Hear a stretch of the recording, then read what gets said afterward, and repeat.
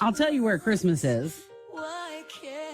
Christmas is in the food. I mean, who doesn't eat a lot of food Christmas Eve, Christmas Day, the holiday season, right? Oh, and then we have all this stuff like extra pounds.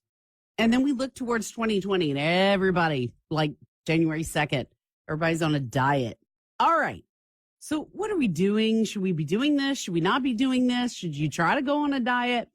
Nutrition coach Justin Murphy is joining us now. Well, good morning. Good morning. How are you? Oh, we're doing great this morning. Sounds like you're very chipper, ready to go for this Christmas Eve. Oh, yeah. I have little twin brothers and sisters that were born on Christmas Eve. So birthday day for them. So we got a lot of fun activities planned for the day. All right. I'm very jealous, but let me ask you this. You're going to be spending time with family. I'm sure you guys are going to be eating, right? So, all right. Is it all about the prebiotics? Is it all about the keto thing? I mean, Justin, what am I supposed to do? It's confusing, right? There's so much information out there. Like everybody's got something. Like you talk to people and then you read stuff on Facebook and you really, I mean, honestly, it is extremely confusing. I completely agree. And you're not alone. You know, this is definitely kind of the consensus here. So, you know, I think honestly, my biggest recommendation going into 2020 for everyone listening is to think about everything that you've tried up until this point, whether it's a diet or a program or whatever it may be, and think about the things that you like. Think about the things that you enjoyed. Think about the things that actually worked for you. And then think about everything that didn't work for you. Think about everything that you didn't like.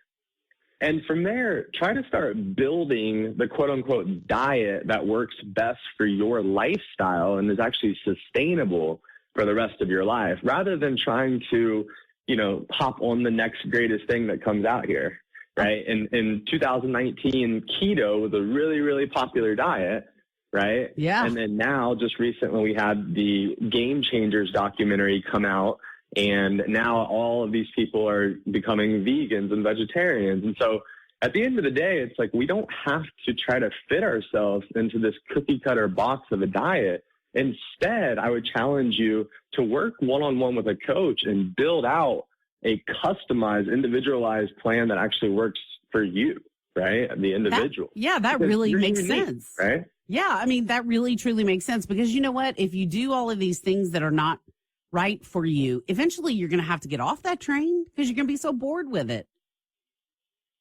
Absolutely. And, not to mention, it's not just losing the weight only to gain it back plus more.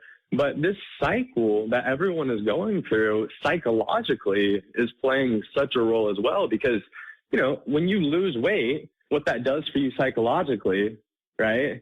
You get the reward, right? Yeah. You get all of these good feelings. But when you gain weight back plus more, and this is the cycle that has been, just repeating itself for the last 5, 10, 15, 20 years for people, like, they just feel like they ultimately, the only thing that they can do to lose weight is to do these type of crash diet and go to these extremes. And that's just, it's not the truth. It's just what we've been kind of taught and what we've been lied to. And so, there's definitely some really, really good kind of tips here, some things that people can really start to think about as they're going into 2020. But I think the overarching theme would be leave those diets behind.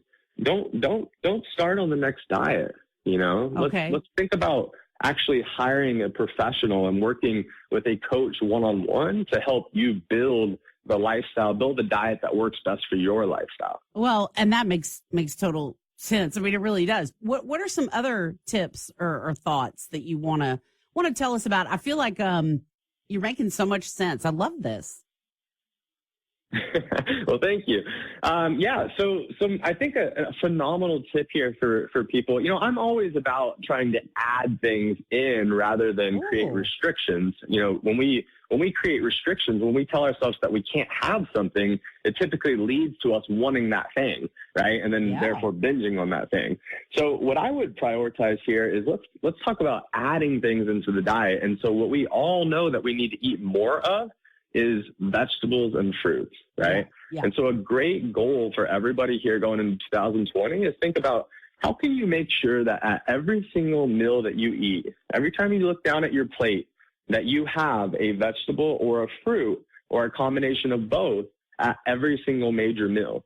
So if you're eating breakfast, lunch, and dinner, try to fill up about a third to half of your plate with vegetables or fruits or a combination of both at every single one of those major meals. Like that's a phenomenal habit, healthy habit, lifestyle habit that you can adopt for the rest of your life. That's going to make you feel better. It's going to improve your digestion. It's going to give you more energy, right? And the list goes on and on and on. You know, and that seems like a pretty easy fix. Now, I'm not trying to sugarcoat it. Haha. Okay, I guess the pun was intended. But no, it's that seems pretty easy, right? Because, okay, what if you do go out, you want to have hamburger and fries, but then you have the rest of your plate is a bunch of good, healthy, steamed vegetables. I mean, you have to actually eat them. You can't just put them on the plate and then not eat them. But I mean, it's an easy way to try to get something done for yourself. Well, and that's just it, right? It doesn't cause restriction, right? It allows you to have all of the foods that you like and enjoy, but it just puts an emphasis on, hey, make sure, like, have whatever you want, but make sure that you're getting vegetables or fruits or a combination of both at every single major meal, right? And so if you can think about it, you know, if we're filling up a third to half of our plate with vegetables or fruits or a combination of both at every major meal, well, as a byproduct of that, overall, we just start to improve the overall food quality, right? Because we're eating way more vegetables and fruits in our diet, which what happens when we do that? Well, that's taking up more of the volume of our calories, right? So yes. As a byproduct there, you're going to eat less calories. You're going to eat healthier food, right? Your overall food quality is going to be better. But more importantly, you're going to feel better. You're going to lose weight. You're going to have more energy. You're going to have more regular bowel movements. And so there's so many benefits that come from it, but you're right. It sounds so simple. It sounds so easy. But if we ask the question to anybody off the street right now, hey, based off the last 21 meals, based off the last, week of food, did you eat vegetables or fruits or a combination of both at every single one of those meals? I'd say 99% of people would say no, right? Exactly. Hey, Justin, how do we find out more? Oh, I'm sorry. Go ahead.